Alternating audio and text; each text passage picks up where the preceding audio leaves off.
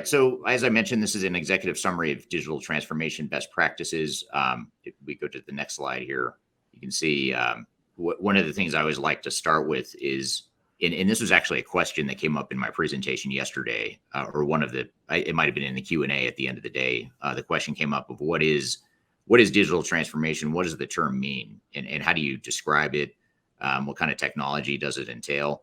And if I were to simplify and maybe just summarize what digital transformation is, it's essentially any use of technology to improve your business. If I did, in its simplest terms, that's the way I would describe it. It's any sort of technology that allows you to improve your business. And along with the technology, obviously there's the process improvements, the organizational implications and whatnot. But in general, it can be any sort of technology. And a lot of times people will ask, well, does that mean ERP, enterprise resource planning software, or how does HCM or CRM fit into that? Or how does artificial intelligence fit into that? And I think with digital transformation, it's important to, at times, just sort of set aside the buzzwords, set aside all the industry trends and things of that nature. It's good to know, as an input, or good to have as an input. But at the end of the day, it's really about what technologies are best going to enable whatever goals you're trying to accomplish. And for some organizations, it could be, a single standard ERP system that's going to drive a common operating model throughout the world, global operations. Or for other organizations, it might be more of a best of breed approach where we're going to deploy different CRM and HR technologies and different financial systems to address our specific needs. For other organizations, it might be more of a piecemeal, very targeted technological approach.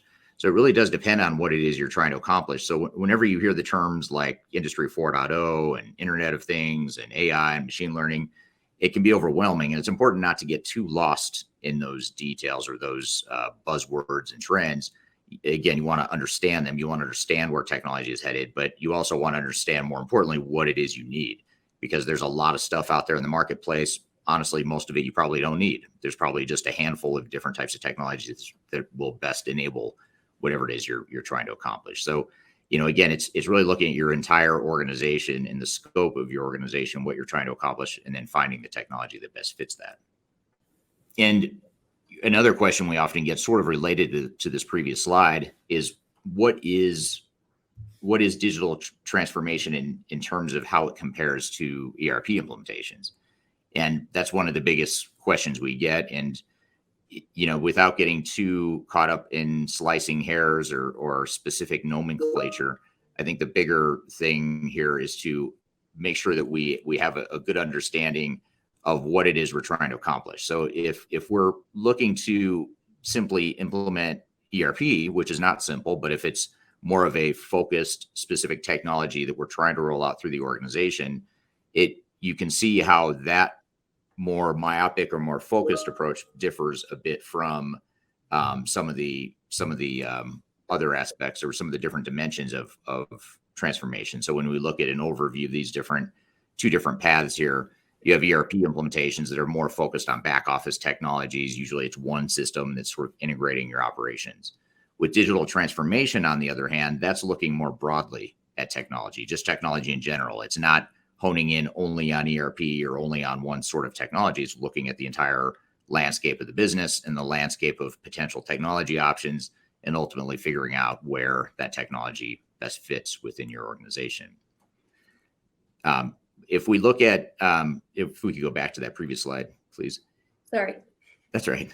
If we look at business process management too, and organizational change management, those two, the third and fourth boxes there, you see that with ERP implementations, it's more automation and enhancing your existing processes and training people how to use the technology and how to use that new system.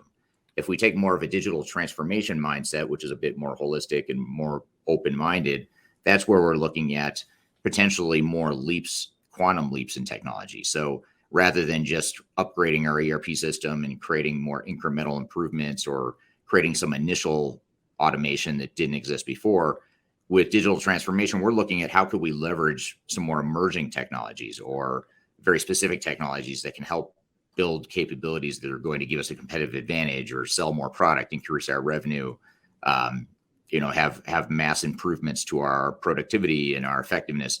it's more of a broader jump, I guess I would say. It's a more of a broader change to the organization, whereas ERP implementations, which still are very big changes to most organizations, it is still is a bit more incremental if you're just looking at one specific technology or an upgrade of one specific technology.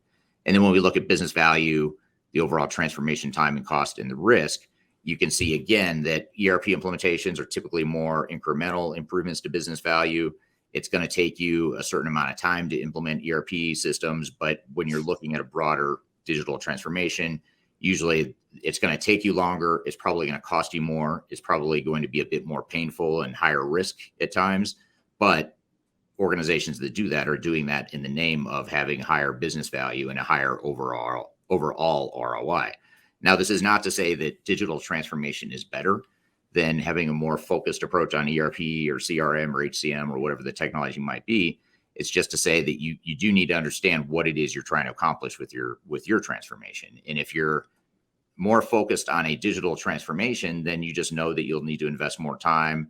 It'll probably take longer. There's probably a bit more risk. It's probably a bit more disruptive in the short term because you're asking the organization to change a bit more dramatically. And so think of it as a continuum. Maybe, you want to look at where on that continuum or where on that spectrum you fall between more incremental ERP types of implementations versus a broader, more quantum leap digital transformation.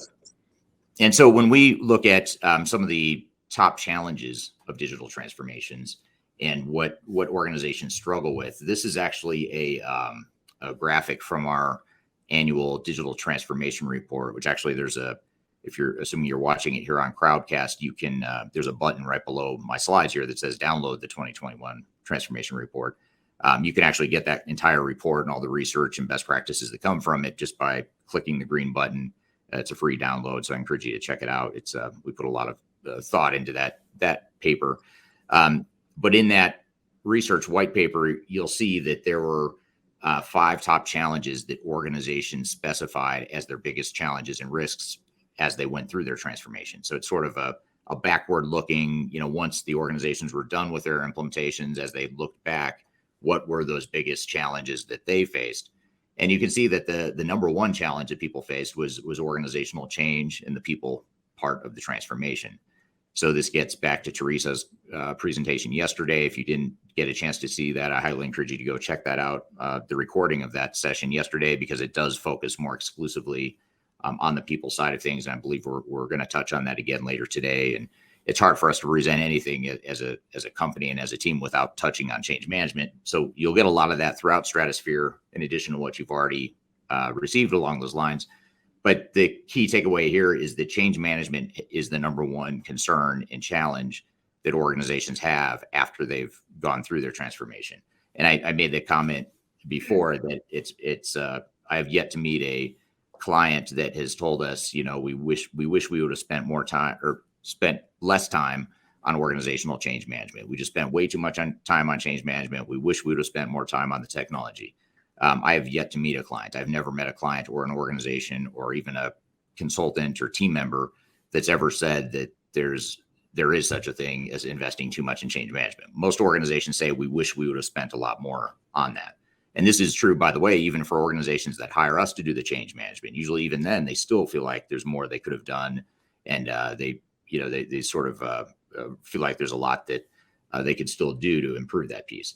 So change management, people side of the equation is number one. The number two challenge that organizations face in their transformations is misalignment with strategic objectives. And that's where you have this dynamic where the corporate or executive team and leadership is taking the direction a certain way, or they have a vision of a certain way they want to take the company, but the ERP project or digital transformation ends up going in a totally different direction. Unintentionally, of course. It's not that people are intentionally trying to be misaligned, but it's because either the project has been delegated to a project team with very little direction, or the executives haven't done enough to clearly articulate what the goals and objectives are of the organization to then translate it into what that means to the digital transformation. Or it could be that at some point along the way during the transformation, the path of least resistance sort of overcomes the project, and you end up going back to or reverting back to the way you're most comfortable and the way things have always been, which is another way to create misalignment, because that's typically not why organizations want to go through the transformation. They typically don't want to remain the same. They typically want to improve. But the path of least resistance is to stay the same. So all those things are sort of dynamics that create or contribute to that challenge. Number 3 is not managing the system integrators well. And that's a really big one. And that's a very common overlooked challenge that organizations face, is that they don't manage their system integrator well. They hire their system integrator or their implementer or their VAR or their software vendor with the expectation that that third party is an expert in that technology, and they therefore will be able to handle a project of this scope and magnitude. There's a couple problems with that mindset, even though it's understandable why people think that. One problem is that the technology is just one work stream within an overall program or a digital transformation program. And so it's unrealistic to expect that your software vendor or your system integrator, your implementer, is going to handle all those different pieces of a transformation. They're going to handle one work stream, but that's it. I mean, there's other things that need to happen. There's the architecture, the data migration, the integration, the change management, process improvement, the overall project governance and controls. It should really be you managing that, not your system integrator. The second challenge that you see, especially if you're a larger organization and especially if you're working with a larger system integrator, but the second challenge is that you oftentimes get outnumbered and outgunned, for lack of a better word, by your system integrator. They have more people staffed on the project. They bring the army of consultants. Many of them, by the way, are straight off the school bus, straight out of college. So there's a lot of issues that come along with that. And there's a lack of transparency often that comes along with that. So this is all a reminder that you do have to view this as your project, and you're the one that should set the tempo for the project. You can certainly take inputs from your system integrator. They'll have their proposed project plans, their methodologies, their tool sets, but it's your job to validate that that all makes sense for your organization and push back where it doesn't. And it's also your job to wrap around the system integrator all the other stuff that needs to happen and make sure you're managing that stuff, because otherwise it's not going to get done, or it's just going to get done very poorly. So those are a few tidbits or tips on how to manage that challenge. The number 4 thing is the clarity of business processes is lacking. And that's a big challenge for organizations. They don't have a vision of what they want to be when they grow up. So what ends up happening is this dynamic of the technical implementer is on site or doing workshops with you. They're ready to start deploying technology. And there's a million different ways you can roll out technologies and the workflows within it. And if you don't have a clear understanding of what you want your processes to be, you're going to spend a lot of time spinning your wheels while the army of consultants is billing by the hour for you to figure out what it is you want to be. So you really do have to spend the time, if you want to be effective and you want to manage your system integrator better and have a clear vision for the project in general, you want to spend as much time as you can up front defining your business processes, especially in those competitive advantage types of areas, and especially in those parts of your business that are very unique to you because it's a competitive differentiator or it's something unique to your industry, unique to the way you deliver to your customers, whatever the case may be. And with that, by the way, one of the nuances or the challenges to be careful of is that most vendors and system integrators that I've seen in my career will suggest to their customers that you don't need to worry about your future state business processes. We have best practices. Our software has pre-configurations or industry best practices, whatever buzzword they want to use for it. And the reality is that just doesn't exist. It's very rare that you find that pre-configurations or industry solutions or commercial off-the-shelf standard best practices, it's very rare that they actually apply to any given organization. Now, it may be true for some of the more standard, more vanilla business processes like accounts payable, GL, maybe procurement and purchasing, things of that nature. But once you start getting into manufacturing and your customer service, the way you take orders, the way you interact with your customers, the way you manage your supply chain, chances are pretty slim that you're going to have best practices. It's typically going to be a number of decisions that still need to be made to be able to configure the software. It's not like you can just flip a switch and the software works. There's a million questions that need to be answered as part of that design of the software. So if you don't have your processes defined, you spend a lot of time and a lot of money during the implementation doing something that's highly ineffective to do that late in the project. And the other alternative is that when you don't have your business processes well defined, you're going to have a bunch of consultants and technology type people making those decisions for you because they'll just configure the software the way they think it should be configured. which then contributes back to misalignment and some of the other problems we've talked about here. And then finally, the number 5, the fifth thing on the top 5 reasons why companies face challenges in these transformations is the fact that they had trouble with their data migration. And data migration is oftentimes viewed as sort of a afterthought. So it's we see a lot of system integrators who either push that entire responsibility onto a client, and the client doesn't know what to do to start cleaning up their data and how to map the data to the new system and how to migrate the data. But a lot of SOWs will just push that responsibility onto the customer. The other challenge you have with data is oftentimes system integrators, I don't want to say they don't care, but that's not really their job to migrate data. Their job is to deliver a system or a series of systems that can manage that data. So if your data isn't ready, or the data is corrupt, or you don't have the right data sources, it's not really their problem necessarily. It's something that you've got to figure out. So the sooner you can start that data migration in your process, and we typically advise clients and we help our clients to do that during the implementation readiness even before your system integrator starts. Oftentimes we're already working on the data piece of it to make sure we have a clear data management strategy and plan. So those are the 5 big challenges that organizations face with their transformations.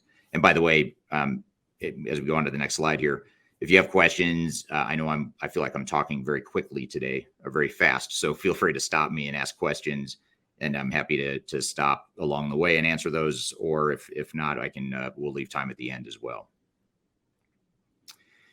So another consideration and another risk to think about with digital transformation is this whole notion of operational disruption. So often organizations get so myopically focused on what is this going to cost me? This implementation in the acquisition of software is going to cost me X million dollars, whatever the number is. And they don't consider and don't think about what is the real total cost of ownership, and what is the real cost to the organization. And what I mean by that is, first of all, more often than not, organizations have unrealistic expectations for their actual implementation budget. They don't budget enough time and money, and the system integrator underbids the project and underestimates, and then they change order them to death. And so it ends up driving up your implementation cost. But that's actually not the biggest risk you have, but that's where most CFOs and COOs and executive teams are focused, is let's make sure we manage that implementation cost. And that's important. You do want to do that. But the even bigger risk is what happens after you implement. And it's rare that organizations even think about what is the risk or what is the cost to us if things don't go well. So for example, if we can't ship product for 30 days because the system failed to deliver and people aren't using the system the way it should be, and we just, for whatever reason, there's breakdowns at go live and now we can't ship product, what does that cost us? And you do want to put a price tag around this stuff, because what it is essentially risk. I mean, that's the risk of a botched project, is that if you can't ship product for 30 days, as an example, what does that cost in terms of your lost revenue, your lost profit, your deferred revenue, your deferred profit, the morale impact that has on your employees? You have to quantify all those costs, because what you see here, the second blue box on the left side of the screen here, it shows you that the initial or the impact of operational disruption can be anywhere from 50% to 300% of the total budget. So in other words, if your budget was $10 million to implement, and that's what you're going to spend on the implementation, the average organization could have anywhere from 5 million to 30 million of operational disruption costs. And so those costs can actually dwarf the cost of the implementation. And by the way, I skipped an important point, which is the first blue box at the top, which is that over 50% of organizations typically experience some sort of operational or material operational disruption at the time of go live. And what I mean by material disruption is not just, it was a little bit awkward, it was a little bit uncomfortable, we were a little bit less productive, because every organization has that problem. This means that we had some major breakdown at the time of go live in terms of not being able to ship product, not being able to process customer orders, not being able to close the books, something along those lines that in most cases would be deemed unacceptable. And so it's amazing that still over 50% of organizations spend all this time and money on their implementations and end up with these unacceptable results. So the key here is to do a lot of the things that I talked about on the previous slide and some of the best practices that are being shared by all of the speakers throughout this event. That's one thing, but also it's important to really understand the trade-offs you make in the implementation and how that affects the bigger cost or the biggest risk of additional cost. So, for example, I'll give you a real simple example that ties back to Teresa's presentation yesterday. She talked a lot about change management. And one of the questions we often get is, how much of our budget should we spend on change management? Well, you could, in theory, say spend $1 million on change management. On paper, you could save $1 million by cutting change management. That's one way to save $1 million in this example. And so oftentimes executives will look at that and say, well, let's save $1 million then. Why spend $1 million if we don't need to? Well, you could do that, but what does that mean to the adoption into the overall organizational change? And what does that mean to the go live and the disruption that's going to have? So in other words, it could be that you saved $1 million over here in implementation, but now you've created multi-million-dollar problems at the time of go live because you can't ship product. And so you can't look at it myopically, just one side of the equation. You have to look at, what are we investing in terms of time, cost, and resources on the implementation, and what is the impact on go live? And that's a trade-off or a full big picture view that a lot of organizations, if not most organizations and consultants, by the way, typically don't consider. And so that's something that needs to be considered as you think through this, is how can we ensure that we get through this project, not only in a way that's, efficient and effective, on time, on budget, but also one that doesn't disrupt our business and one that allows us to ensure that we mitigate the risks along the way during that transformation. So some of the keys then to digital transformation success, then, we've talked about where some of the challenges are, but now if we sort of back up a little bit and say, well, how do we avoid these problems? I mean, I don't think anyone on this call or in this event will want their transformation to look like what, I've just described here with the challenges and some of the operational disruptions. So what do we do? How can we, can we avoid those problems is a big question. And the answer is a resounding yes, they can be avoided, and they are fairly predictable. The things that organizations do to create a lot of the problems that I just described are pretty predictable.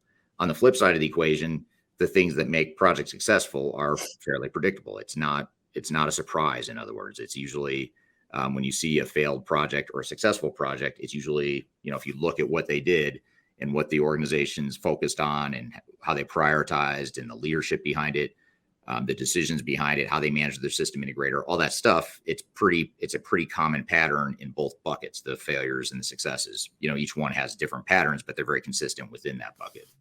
So one of the first things to remember is that a failure can be avoided. So it's not just that these failures happen. It's not just bad luck. A lot of times the organizations themselves feel as though they're sort of deer in the headlights. They don't know what just happened to them. They don't know what's happening to them as it's happening. But it's not luck. There's something behind it that's very consistent and predictable, and why those projects are failing. And so there are technology agnostic best practices that help avoid these sorts of failures. One of the biggest things that I constantly repeat, if you watch my videos, read my blogs or podcasts or anything like that, I constantly repeat that, bias in the industry is one of the biggest problems with transformations. And the bias comes from vendors. It comes from consultants that are focused on one technology. It comes from the blind spots in the industry. It comes from the monetary and economic incentives to sell more software. There's a ton of bias in this industry, which is why I started Third Stage, because I didn't like that there was so much bias, and I was part of that bias when I started my career. So I wanted to create a company that was sort of the opposite of that was unbiased, that didn't represent vendor best interest, but represented client best interest. And the reason that's so important is you do need to focus more on yourself and your business, your strategy and goals and objectives, and less on the software vendors and what they think you should do. Because again, their job is to sell you software, and to be agnostic and independent is one of the best ways you can mitigate some of those risks. And then the last thing on the slide I'll mention is a final point, is that you don't want to settle for mediocre results. I mean, a lot of organizations are just glad to be in business after they get through a transformation. They're just glad they didn't have a complete unmitigated disaster. That's a pretty low bar to set, and you should really be aiming to not just not fail, but why are you going through this project in the first place? You're not doing it to not fail. You should be doing it to transform your business, improve your business, make it more ready for the 2020s and the 2030s. Make your employees more happy to be there, provide better service to your customers, all that stuff. So that should be where your mind should be, not on let's not screw this up. Because if your focus is on not screwing it up, you're probably going to fall a bit short of that goal. Whatever goal you set, you'll probably fall a bit short because these projects are hard. So you don't want to set the bar that low. And if you're focused on not failing, it creates this defensive mindset and this defensive decision-making process that usually, ironically, leads to more likelihood of failure. So, for example, if I'm so focused on not failing or not blowing my budget, I'm probably going to make some bad, short-sighted decisions like let's cut change management because that's going to save us a bunch of money. That would be an example of how I might make a decision if I'm just trying not to fail. Although the irony of that is if you really don't want to fail, you should probably invest more in change management. So that sort of decision-making is very difficult for organizations. But the key here is that the failure can certainly be avoided. So the next takeaway here in terms of what some of these best practices are for a successful transformation is to start with a clear digital strategy. Make sure you have a clear vision and that you've articulated and translated the vision into what the transformation means and what the project governance behind that transformation is, so that you have that clear vision of where you're headed and what you want to be when you grow up. One of the biggest challenges we see with organizations is it's almost like if you think of not a bell curve, but think of a graph that maps out the morale and excitement and the momentum you have on a project like this. Usually it's pretty moderate. Let's just say when you first start the initial exploration of new technologies, but as you get momentum in that project and the executive team and the board approves the budget to go evaluate potential systems and they create that internal alignment and focus on we're going to move forward with a new system replacement or digital transformation. What ends up happening is you create excitement and momentum and people get really excited, and then they start to see the technologies and the possibilities that could be within their organization. And they get really excited and momentum's high, morale's high, right as you're selecting new software and you're getting ready to start the implementation. Unfortunately, that momentum peaks right there, right at the point where you decide on new technology and you get approval to move forward, you mobilize a team, everyone's excited. The minute you start facing headwinds and start stepping in landmines, the morale starts to drop. The excitement and momentum drops from its peak. And the reason I bring up this dynamic is it's at that point, at that peak point, is where a lot of organizations make bad decisions because they're so blinded by the optimism and the excitement that they don't think about, hey, maybe we should slow things down a bit and make sure we have a clear strategy and plan. And we've mobilized our resources. We've defined our business processes, and we started to take a look at our data. We have a clear data migration strategy. We have an organizational assessment, an organizational change strategy to address the unique organizational challenges that we're going to face during this transformation. They don't take the time to do all that stuff because they want to jump in and start implementing stuff because they're so excited. And then the vendors and the system integrators add fuel to that situation by saying, yeah, close the deal today and I'll give you a special deal that is a once in a lifetime deal. And you therefore sign the contracts, and all of a sudden you've got a million people, not a million, but you've got an army of consultants and a bunch of software that you're paying for starting on day one. And then it creates this whole domino effect now, a ripple effect of rushing towards an unclear goal and strategy. So you really want to make sure you've got that long-term strategy, the alignment, and that any decision you make along the way should be aligned with those longer-term goals and objectives and the blueprint and the parameters that you've defined before you've ever started deploying technology. The other takeaway too, the other sort of best practice, as I call them here, is to let business drive the technology. Don't let the technology drive the business.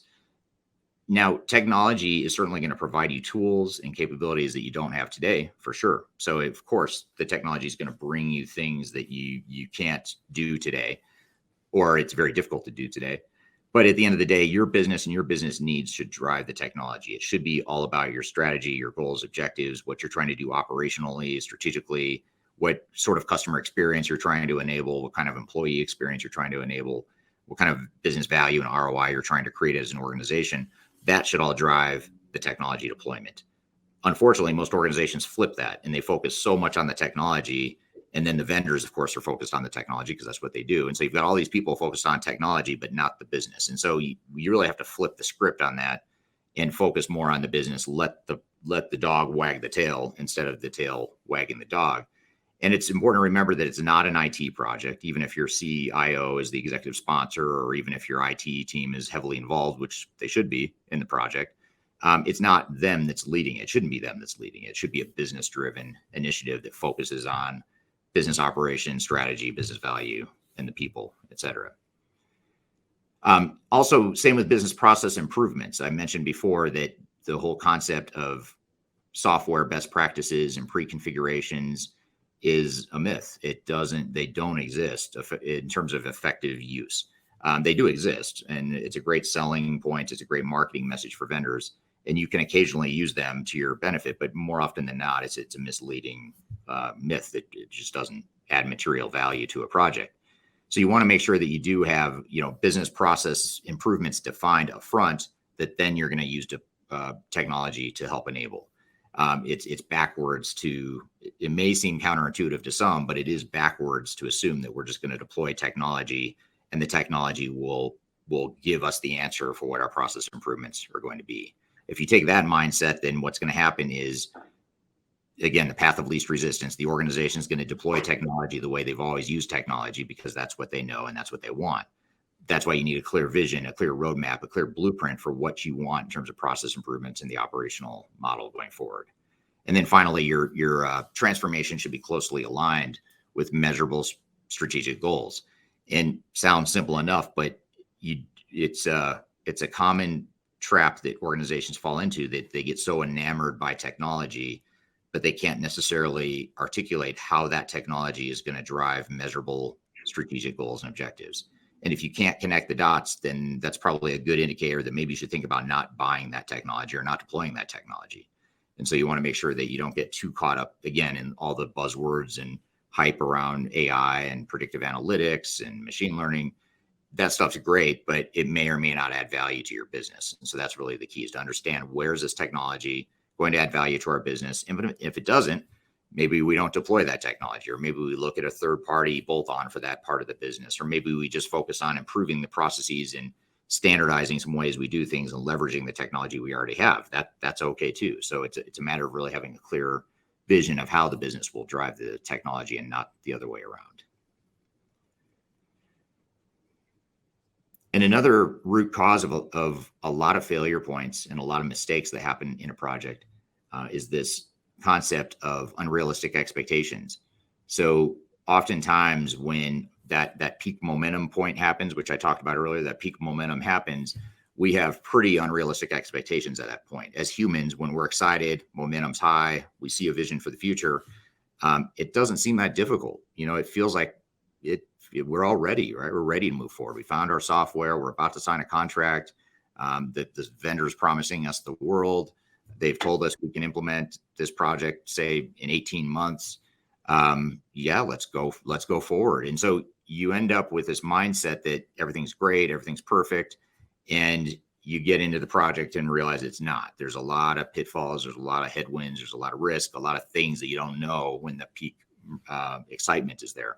So you want to be sure that you have a dose of healthy skepticism to make sure you have realistic expectations, because you want to understand what the risks are. Even at that time of peak excitement in a project, you still need to be thinking about, well, where are the risks? Okay, because this is exciting, right? But there are risks out there on the battlefield that we're about to enter. Let's go find where those landmines or risks are, rather than assume they're not there because we can't see them. They're there. We just need to find them so we don't step on them. So, and we can do that, by the way, in a way that's not demoralizing. In fact, it should be more empowering and more exciting to know that, hey, I see what's out there and I know what I'm about to do, rather than this sort of a blind fog that we might be walking into. So making sure we've got those realistic expectations is critical. That misalignment, oftentimes, with the misalignment around expectations, often leads to rash and bad decisions. Again, if we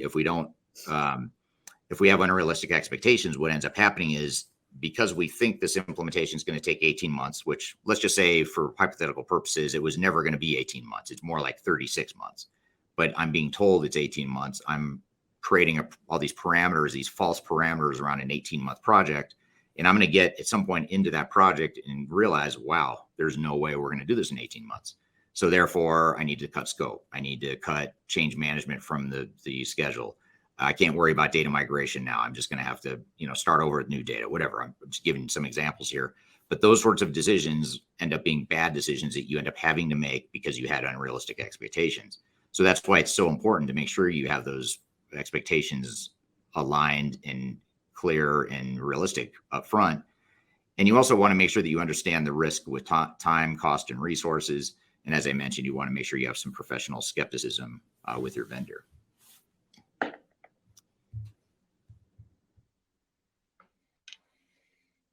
So the point of this this thought here is that your implementation process and the time and resources and money you invest in your implementation should far exceed the time and money you invest in the software evaluation and selection. A lot of times organizations get caught up in sort of an analysis paralysis cycle. They on one hand, you want to give them kudos because they're being very thorough in their evaluation and they're making sure that they find the right software, which is great. But on the other hand, no technology is perfect. And the more you analyze any product that's out there, any system or any technology that you might want to deploy, you're going to find problems with it, things that don't match exactly what you need. And that's okay. You want to know what those are, but you also don't want to get so hung up that you can't make a decision because you can't find that unicorn or that rainbow of perfect software that doesn't exist. So it's one way to look at this is you don't want to rush the selection process. You want to be thorough. You want to make sure you find the right technology, but at some point you get a point of diminishing returns. You're overthinking it. You're spending too much time and money on the selection. And the way you have to look at this is resources are limited. Every time or every hour of time and every dollar of budget you spend on the selection process is one less hour and one less dollar you can spend on the implementation. So the faster you can get to a good decision means that you can spend more time and money on the implementation, which is where the real challenge and where the real potential success comes from. So you want to make sure you've got that selection done in an objective, effective, fast way. And that's just as an example of a way we help our clients do that is we have a database that has 30,000 business requirements against close to 1,000 different systems in the marketplace. And so we can go and pull up any of those requirements to see which systems best handle those requirements. And it's a good objective way to provide objective data that sort of counterbalances the bias data you're going to get from your vendors and the demos and the RFP process. But it also speeds things up too. It's going to help us get to that short list and help us get to a decision faster because we have that tool set supporting us. So that's just one example of how you can be effective, speed things up, and focus more on the implementation. And you really want to make sure of consulting firms or project teams that drag out the selection process, either because they don't know what they're doing and they don't know enough about the different systems in the market, or it could be that's, if it's a software selection firm, it maybe that's how they make their money. So they want to spend more time and money on it. So you just be leery of all that. You want to make sure that you've got a realistic and aggressive but effective selection process so that you can spend more time on the implementation. And then a sixth thing here is to know that there are no silver bullets. So you have to be aware of the industry hype and all the best practices and industry pre-configurations and the hype around the cloud and how easy it is to deploy cloud technologies. Just be aware that there's a lot of silver bullets out there. There's always going to be, there always has been. That's how vendors sell, right? They create hype and they perpetuate that hype by not only selling their software, but also hiring industry analysts to put out reports that are telling you the same thing, which is technology is great and these are the silver bullets. Some of the common things, some of the most common areas of hype right now in the industry are certainly cloud is one. And it's not to say that people shouldn't be moving to the cloud, but it's to say that if you're moving to the cloud, just know that it's not a silver bullet. It doesn't make your implementation easier. It's just not going to make it easier. You still have to change your processes. You still have to change your people. You still struggle with all the failure points or the risk points that I've already talked about. None of that stuff goes away as a result of cloud. So You just have to be aware the cloud is a silver bullet. Another example is Agile. A lot of times now, I think what the software vendors and system integrators are doing is they're sort of piggybacking on this lean startup trend, I guess you call it, and in Agile movements within the software development space. They're kind of piggybacking on those trends to address a perceived problem in the industry, which is implementations take too long and take too much money. So what they're doing is they're saying, well, let's call it an Agile approach. Then we'll be Agile in our implementations. Well, that's great. It sounds good, but just because you're going faster in the wrong direction doesn't mean that's the right answer. So you just want to be aware of, and again, back to that skepticism, make sure you understand what some of those challenges are. And I mentioned, anything that has to do with cookie cutter or fix all strategies, you want to be leery of whenever a vendor's telling you that this solves all your problems, because it's not going to solve them all. And the key takeaway here is that last bullet, which is that transformations are hard. So whether you're using an Agile approach or deploying cloud technologies or pre-configured industry solutions, okay, maybe there's some benefit to that stuff, but at the end of the day, this is hard work. You've got to roll up your sleeves, change your processes, change your people, figure out how your systems and data are going to tie together. There's a lot of risk associated with a project like this. So none of that stuff goes away. You still have to do all that. So that's the risk of silver bullets, is it creates this false expectation that things are going to be easier than they really are. And then the seventh thing is to control the tempo of the project. And I mentioned this earlier, that it's your project. You don't want to be rushed prematurely into implementation just because you're getting a once in a lifetime deal on software licenses or software subscriptions, which, by the way, those once in a lifetime deals typically are honored at any point you're ready to buy software. So don't fall for that. But there's a lot of reasons why organizations rush, and it's important to remember that it's always better. It's cheaper and faster to implement right the first time. It's a lot more expensive when you have to redo it or have 2 or 3 tries at this. You might as well spend less time and money on the overall project by doing it right the first time. And again, you can look at a budget on paper and see that it shows a number, but oftentimes that number is not realistic. It's actually going to balloon to, say, double that. So then that begs the question of, okay, instead of doubling an unrealistic number, what if we take that unrealistic number and make it realistic? Maybe we add 20% or whatever the number is to the time and budget, but that ensures that we have more likelihood of success.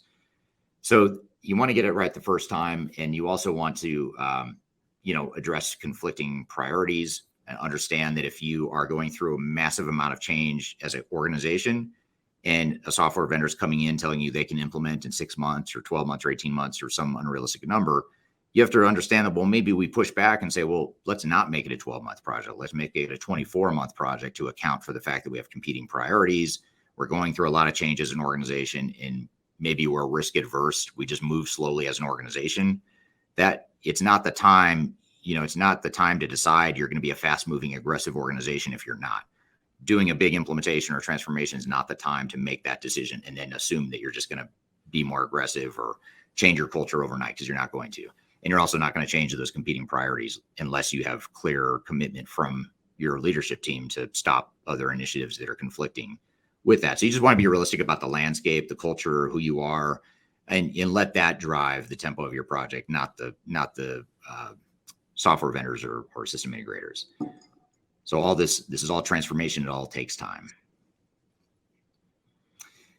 And then finally, last but not least, in fact, I'd say most importantly, change management. The organizations that fail, and when I say fail, I'm referring to projects that clients have helped us or hired us to come recover because they failed with themselves or with another consulting firm, or in cases where an attorney hires us, like Marcus Harris, who you'll hear from later today.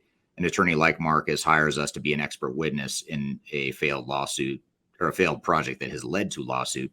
What we find in all those cases, every single instance, is that change management wasn't addressed properly. There was a lack of focus on change management, but yet this people component is the most important.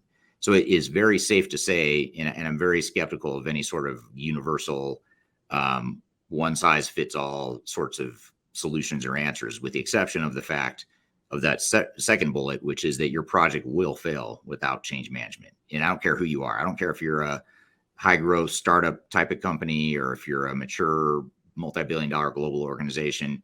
no matter who you are, the project is going to fail if you don't address change management well. Every organization is full of people that are imperfect. Every organization has a culture that is going to be disrupted by this project. Every organization has its own business processes and systems that are going to be disrupted by this project. All that means that you need change management. If without it, you're going to fail. And that typically goes well beyond training and communications. That includes things that I've included examples of here: organizational design, defining what job roles and responsibilities are going to look like going forward, business readiness, the change impact, understanding how different departments and individuals are affected by the changes, and then ultimately helping them through those changes. Benefits realization, the communications, the executive alignment. Those are all examples, just a few examples of areas where change management can help enable some of these process improvements or help enable a more effective transformation. And one of the another thing, if you're interested in more about change management, in addition to listening to Teresa Richardson's presentation from yesterday about change management, I also encourage you to download our change management guide, which you can find on our website. If you just go to thirdstage-consulting.com, go to the resource center, you'll find a guide to change management that you can download that has it elaborates a lot more on a lot of the stuff on this slide here. So those are a few of the things that, 8 things that are critical to any transformation. And it's really the ways to avoid failure and address some of the risks that we talked about. As always, the previous slide shows our different offices and contact information if you'd like to reach out to any of our team members at any of the 4 regional offices internationally that we have. That's the contact information. You can always email us at info@thirdstage-consulting.com. And then on this last slide, I'll include all my social media stuff. So if you're not following me on social media, be sure to do that. I put out stuff borderline obsessively or maybe full on obsessively, depending on how you look at it. I put stuff out daily on the different social media channels, so be sure to check that out.